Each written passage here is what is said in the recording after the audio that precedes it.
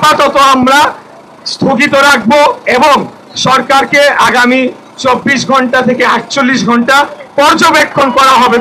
বর্তমান সরকারের ভেতরে যেই দুইজন ছাত্র প্রতিনিধি রয়েছেন যারা একটি নতুন রাজনৈতিক দলের সরাসরি সমর্থক এবং সংগঠক হিসেবেই কাজ করছেন, তাদের পদত্যাগ না হওয়া পর্যন্ত এই আন্দোলন শেষ হবে না, এই ঘোষণা আমি দিয়েছিলাম।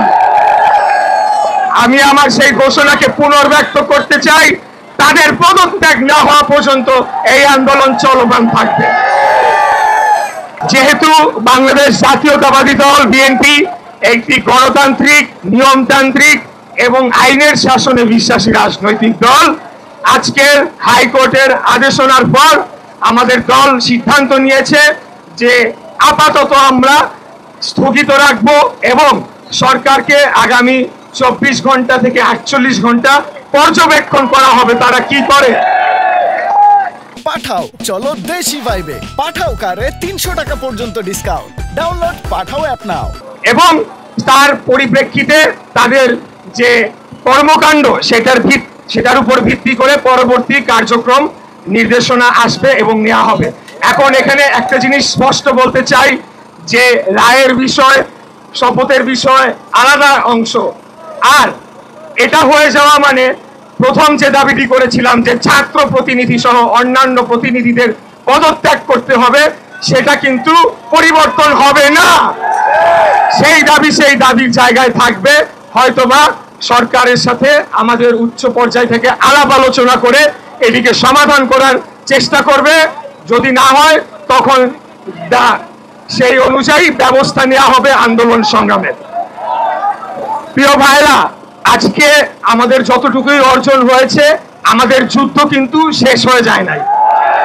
আমরা ছোট ছোট ধাপে একটা করে ধাপ পার হয়ে আমরা আমাদের চূড়ান্ত লক্ষ্যের দিকে অগ্রসর হচ্ছি এবং এই কাজ করতে গিয়ে সম্পূর্ণ শতভাগ কৃতিত্ব যদি দিতে হয় তাহলে আমাদের তৃণমূলের বিএনপি এবং সকল অঙ্গ সহযোগী সংগঠনের যারা নেতাকর্মীরা রয়েছেন তাদেরকেই সর্বোচ্চ কৃতিত্বটা দিতে হবে। তারা যে পরিমাণ কষ্ট করে এই আন্দোলনটাকে সংগঠিত করেছে, যেই আন্দোলনে ঢাকাবাসী স্বতঃস্ফূর্তভাবে তারা নেমে এসে যোগদান করে এই সরকারকে বাধ্য করেছে তাদের জায়গা থেকে সরে আসতে। এখন আর বক্তব্য দীর্ঘায়িতর কিছু নাই, আমাদের নির্দেশনা এটাই, আমরা পর্যবেক্ষণে রাখবো সরকারকে। তারা ধানের শীষের প্রার্থীর সাথে এখন কি ধরনের কি আচরণ করে সেটি দেখার বিষয় রয়েছে। আপনারা জানেন আরেকটি নতুন রাজনৈতিক দল, তারা এটা নিয়ে নানা ধরনের বিভ্রান্তিকর লেখা লিখছে, পোস্ট লিখছে, ভুল আইনি ব্যাখ্যা দিচ্ছে। কিন্তু আমরা বিশ্বাস রাখি প্রফেসর ডক্টর মোহাম্মদ ইউনূস, মাননীয় প্রধান উপদেষ্টা, বাংলাদেশ সরকারের মাননীয় প্রধান উপদেষ্টা, ওনাই সর্বজন শ্রদ্ধেয় ব্যক্তি, ওনাকে আমরা সবাই শ্রদ্ধা করি।